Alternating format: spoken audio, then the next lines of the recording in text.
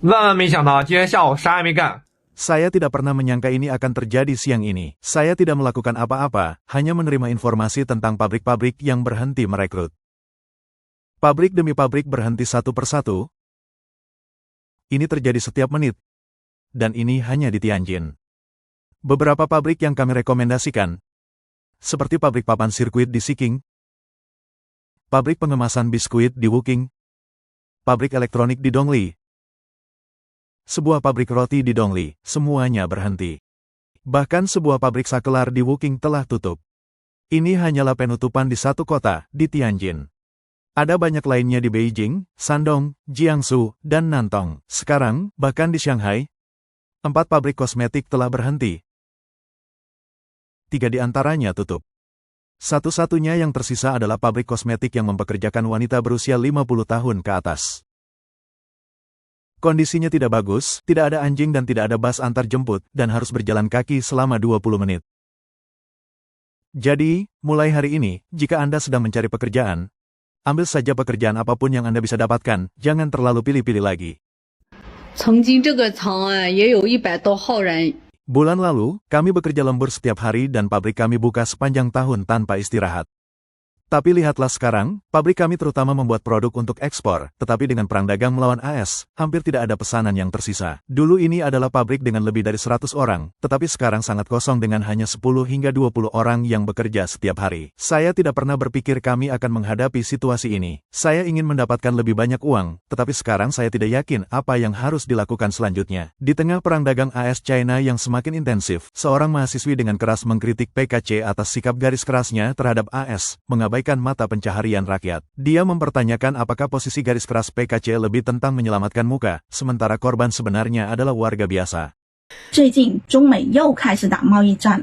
Baru-baru ini, China dan AS mulai berperang dagang lagi. AS mengatakan akan menaikkan tarif, dan PKC segera mengatakan akan berjuang sampai akhir. Kedengarannya kuat dan penuh ketegasan, tetapi pikirkanlah, siapa yang benar-benar menderita? Bukan para pejabat atau orang kaya, tetapi kita, rakyat biasa. Lihatlah kehidupan sekarang, harga naik setiap tahun, telur mahal, daging mahal, dan buah bahkan lebih mahal. Anak muda tidak dapat menemukan pekerjaan setelah lulus, mereka menganggur. PHK di internet, penutupan pabrik, bisnis kecil tutup. Tetapi PKC tidak memikirkan cara menyelamatkan ekonomi. Malah mereka terus menindak perusahaan swasta sambil berperang dengan AS dalam perang tarif. Mereka mengklaim itu untuk melindungi kepentingan nasional.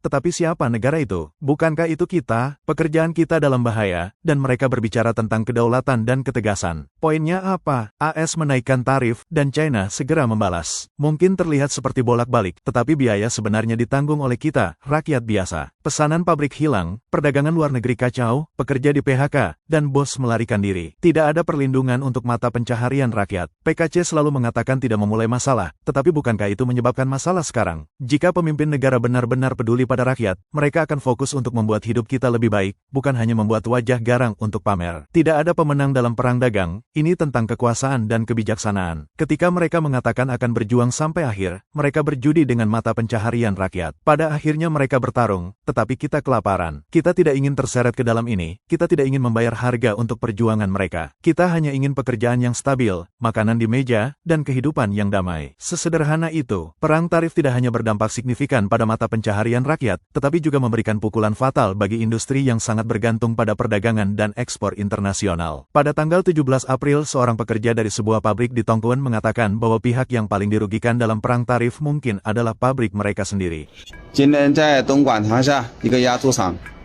Hari ini, di Tangxia, Tongkuan, sebuah pabrik pengecoran besar yang membuat motherboard ponsel, Wangxin Technology bangkrut. Pengadilan telah menutupnya, dan mereka melelang 20 mesin die casting, 300 mesin Haitian dan Izumi, dan sisa pabrik. Mereka bahkan memiliki mesin tekanan oli, banyak barang berantakan. Mereka telah memuat truk dengan mesin tekanan oli dan membawanya kembali ke gudang. A bunch of messy stuff. They have loaded up a truck with oil pressure machines and taking them back to the warehouse. Perang tarif AS-China semakin meningkat. Trump telah memberlakukan tarif setinggi 245% pada beberapa barang China, yang berpotensi memutus akses China ke ekonomi terbesar dunia. Goldman Sachs memperkirakan sebanyak 20 juta orang mungkin terkena dampak hilangnya pesanan dari AS jika AS dan China sepenuhnya berpisah secara ekonomi. Pasar tenaga kerja akan menghadapi lebih banyak kekacauan yang sudah terdampak oleh pemotongan upah dan PHK skala besar. Baru-baru ini, seorang netizen dari Guangdong memposting video di Douyin bertanya, apakah uang benar-benar sesulit itu? Video tersebut menunjukkan ratusan orang berdiri di tengah hujan menunggu pekerjaan shift malam yang membayar 17 yuan per jam. Kebanyakan dari mereka tampaknya lulusan perguruan tinggi, dan pemandangannya sangat menyayat hati. Seorang komentator menyebutkan bahwa karena perang tarif yang sedang berlangsung, pabrik-pabrik perdagangan luar negeri menghentikan produksi atau tutup. Mereka berkata, lupakan 17 yuan per jam, bahkan jika 7 yuan pun orang akan tetap mengantre. Jika Anda datang terlambat, Anda mungkin tidak mendapatkan pekerjaan. Jika Anda tidak bekerja, Anda kelaparan. Ketika babak baru perang dagang AS-China semakin intensif, provinsi-provinsi ekspor utama di China, Guangdong, Zhejiang, dan Jiangsu, menghadapi tantangan yang belum pernah terjadi sebelumnya. Penumpukan barang yang besar dan penurunan tajam dalam pesanan luar negeri telah memaksa banyak perusahaan untuk menghentikan pekerjaan setelah liburan hari buruh, mengurangi jam kerja, atau memotong upah. Menurut Radio Free Asia, menjelang liburan hari buruh, jutaan pabrik perdagangan luar negeri di China telah terkena dampak. Pesanan dari AS hampir menghilang di wilayah pesisir tenggara seperti Zhejiang, Jiangsu, dan Guangdong. Bisnis perdagangan luar negeri mengharapkan gelombang liburan kolektif yang belum pernah terjadi sebelumnya. Beberapa video yang beredar di Douyin menunjukkan bahwa mulai tanggal 1 Mei dan seterusnya, lebih dari 50% perusahaan perdagangan luar negeri di Zhejiang akan berhenti bekerja dan mengambil cuti panjang. Banyak pemilik usaha kecil dan menengah melakukan siaran langsung tentang perjuangan mereka dengan pedagang ekspor dan pemilik pabrik yang mengeluhkan bahwa pesanan dari AS telah benar-benar berhenti. Beberapa pekerja yang menganggur berbagi bahwa setelah mengirim ribuan resume selama berbulan-bulan, mereka masih belum menemukan pekerjaan. Di bawah bayang-bayang perang tarif, pameran impor dan ekspor China tahunan juga dikenal sebagai Canton Fair, dibuka pada tanggal 15 April di Guangzhou. Beberapa peserta pameran menyatakan bahwa pasar ekspor AS telah membeku, dan yang lain menyatakan pesimisme, mengatakan bahwa bisnis berada pada titik kritis kelangsungan hidup. Saat ini, kita tidak hanya berurusan dengan tarif, tetapi juga dengan ancaman kelangsungan hidup. Saya dapat mengatakan bahwa 60 hingga 70% pendapatan kami berasal dari klien AS, jadi tekanannya sangat besar saat ini. Kami hanya mempertahankan komunikasi aktif dengan klien AS kami, dan semua orang mengamati tren dengan cermat. Kami juga mencari strategi baru seperti mempertimbangkan perdagangan transshipment, atau mencari cara lain untuk mengeluarkan barang kami. Masalah yang kami hadapi sekarang adalah kami tidak dapat mengirimkan barang dan kami tidak dapat mendapatkan uang kembali. Situasinya sangat serius. Kekhawatiran terbesar kami adalah jika keadaan skak ini berlanjut dan tidak ada pihak yang menyerah, pada akhirnya yang akan menderita adalah rakyat biasa, karena pabrik harus membayar karyawan mereka. Jika barang tidak dapat dikirim dan uang tidak dapat ditagih, bagaimana kami dapat membayar upah semua orang? Itu masalah pertama. Tidak jauh dari lokasi Canton Fair di Guangdong, terdapat klaster pabrik padat yang memproduksi pakaian, sepatu, dan tas. Daerah ini merupakan pusat manufaktur untuk perusahaan seperti Shein dan Temu. Menurut BBC China pada tanggal 16 April, setiap bangunan menampung beberapa pabrik di lantai yang berbeda, dan pekerja di sini dapat bekerja hingga 14 jam sehari. Di dekat beberapa pabrik sepatu, pejalan kaki melihat beberapa pekerja berjongkok di pinggir jalan, mengobrol, dan merokok. Seorang pekerja berkata, situasinya tidak baik sejak pandemi COVID-19. Hidup kami tidak sibuk, dan sekarang kami menghadapi perang dagang ini.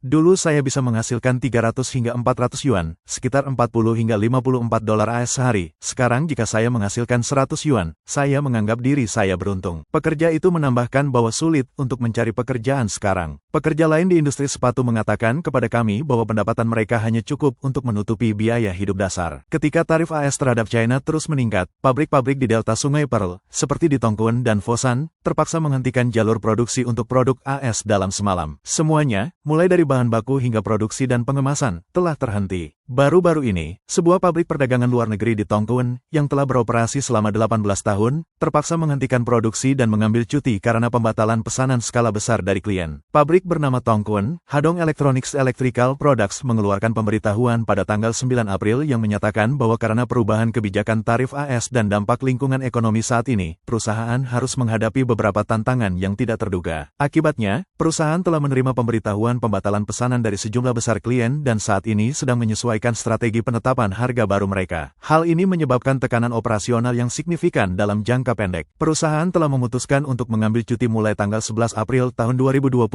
selama 1 bulan. Pabrik yang berlokasi di kota Qingxi, Dongguan ini didirikan pada tahun 2007 dan telah beroperasi selama 18 tahun. Dilaporkan bahwa pabrik ini pernah menyediakan layanan manufaktur peralatan asli untuk Hewlett Packard, dan pada puncaknya, perusahaan mempekerjakan lebih dari 400 orang. Pabrik ini terkenal di industri karena memproduksi perlengkapan hewan peliharaan, tempat tidur hewan peliharaan, mainan hewan peliharaan, dan peralatan rumah tangga kecil. Semua produknya untuk ekspor, dengan mayoritas dijual ke Eropa dan AS. Pada tanggal 17 April pemilik bisnis lain di Tongkuen, Tuan Wong, mengatakan kepada media bahwa volume pesanan pabriknya telah turun setengahnya. Sebelumnya, pabrik dapat memproduksi 80 ton per hari, tetapi sekarang hanya dapat memproduksi 30 hingga 40 ton per hari. Tuan Wong, yang telah bekerja di industri tekstil selama lebih dari 10 tahun, mengatakan bahwa konsumsi AS menyumbang sepertiga dari konsumsi global, dan dampaknya pada industri pakaian, alas kaki, bahan kimia, barang rumah tangga, dan mainan sangat besar. Pabrik dulu beroperasi dengan kapasitas penuh, tetapi sekarang hanya dapat beroperasi 1 hari dan istirahat berikutnya. Saat ini masih dapat bertahan dengan stok yang dapat bertahan sekitar setengah bulan. Di tengah perang dagang, Tuan Wong menyatakan keprihatinannya. Dia berkata, pemerintah dan negara belum memberikan subsidi. Saya tahu banyak perusahaan telah menghentikan produksi. Penurunan harga diperlukan karena beberapa bisnis perlu memulihkan modal. Tidak berkelanjutan jika semua barang hanya menumpuk di gudang, tetapi pada akhirnya bisnis perlu menghasilkan keuntungan. Bisnis yang merugi tidak dapat bertahan selamanya. Pabrik Tuan Wong memiliki lebih dari 500 karyawan dan telah menggabungkan 2 pabrik sebelumnya menjadi 1. Dia berkata pabrik yang lain sekarang disewakan kepada lebih dari 10 usaha kecil, menghasilkan pendapatan sewa untuk saat ini. Kami harus melakukan diversifikasi. Pabrik kami belum melakukan PHK dan semua orang bertahan. Jika kami tidak dapat menghasilkan uang, kami akhirnya harus tutup. Selain Tongkuen, yang dikenal sebagai pusat manufaktur, Fosun, salah satu basis produksi dan ekspor furnitur terbesar di dunia, juga terkejut dengan tarif. Seorang perwakilan penjualan garis depan dari perusahaan ekspor furnitur terkenal di Fosun bernama Meashin Furniture Company menyatakan bahwa klien AS mereka tiba-tiba menelepon untuk menangguhkan semua pesanan yang telah disepakati sebelumnya. Mereka berkata, kami menerima pesanan dan berproduksi seperti biasa kemarin, tetapi hari ini semuanya telah terhenti. Chia, seorang perwakilan penjualan di Meashin, menyatakan frustrasinya atas tarif AS yang telah melonjak hingga 245%. Bisnis AS menyumbang 30 hingga 40% dari total operasi perusahaan di industri ekspor furnitur luar ruangan. Perlu dicatat bahwa total nilai ekspor Fosun pada tahun 2024 melebihi 380 miliar yuan, dengan produk rumah tangga menyumbang lebih dari separuhnya. Sebaliknya, pasar furnitur AS pada tahun 2024 mencapai 264 miliar dolar AS, tumbuh 3,6% dari tahun ke tahun dan menyumbang 34,4% dari pasar furnitur global. Menanggapi hal ini, media China melaporkan bahwa sejak kenaikan tarif tahun ini, lebih dari 20% usaha kecil dan menengah di bidang ekspor furnitur menghadapi penurunan tajam dalam pesanan dan krisis likuiditas yang parah. Di antara provinsi-provinsi yang paling terdampak oleh tarif AS China adalah Zhejiang, karena sangat bergantung pada ekspor ke AS dengan tingkat ketergantungan ekspor sebesar 71%. Di sebuah gudang seluas 20.000 meter persegi di Jiaxing, sejumlah besar barang yang tidak terjual menumpuk seperti gunung. Dalam perang tarif, kelebihan barang pedagang asing berada dalam kondisi yang sangat buruk. Sepotong pakaian yang bisa dijual seharga $100 AS di AS sekarang dijual di kota dengan harga rata-rata kurang dari $1 per potong, dan tidak ada yang datang untuk membeli. Per piece, and no one is coming to buy. Ini adalah gudang perdagangan asing seluas 20.000 meter persegi di Jiaxing. Karena tarif, barang yang diekspor menjadi stok berlebih. Have become surplus stock.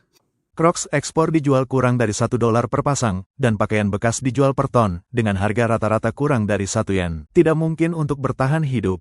Just less than 1 yuan. It's impossible to survive. Yiwu, yang dikenal sebagai pasar grosir komoditas kecil terbesar di dunia, adalah pemain kunci dalam industri perdagangan China. Pameran komoditas internasional Yiwu dianggap sebagai salah satu dari 3 pameran dagang utama di China bersama dengan Canton Fair dan East China Fair. Namun, Yiwu berjuang untuk melepaskan diri dari dampak perang tarif yang meningkat, permintaan eksternal yang menyusut, dan biaya yang meningkat. Seberapa besar dampak perang tarif terhadap kota perdagangan internasional Yiwu? Saya saat ini berada di area 2 kota perdagangan internasional Yiwu, tempat sebagian besar ekspor ditangani. Mari kita lihat, banyak pelanggan asing, terutama dari Timur Tengah dan Afrika, masih datang. Tetapi di bagian utara, hampir semua bisnis dalam keadaan pinjaman ditangguhkan. Dampaknya jelas terasa, terutama dengan tarif yang begitu tinggi. Pesanan yang ditujukan ke AS terhenti, dan semua orang hanya menunggu untuk melihat apa hasil akhirnya. Jika tarif diberlakukan, keadaan mungkin berubah, tetapi untuk saat ini semua orang menunggu.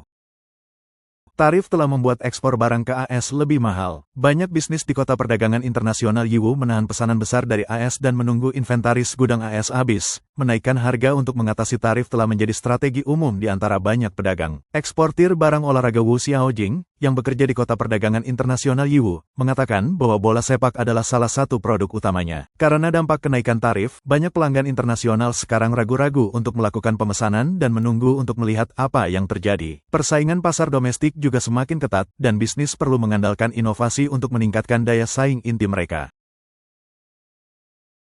Tuan Fan, mantan pemilik pabrik di Yiwu yang pernah mengelola lebih dari 100 karyawan, mengatakan bahwa dampak perang tarif meluas dan mendalam. Sebagai basis ekspor terbesar di Zhejiang, Yiwu sangat terpengaruh. Dia berkata dapat dikatakan bahwa semua orang terpengaruh, semua pesanan untuk AS telah hilang. Lingkungan ekonomi sudah buruk, dan sekarang ada pembalasan konstan terhadap AS. Semua industri di Yiwu menderita, banyak orang pesimis dan takut tentang ekonomi China.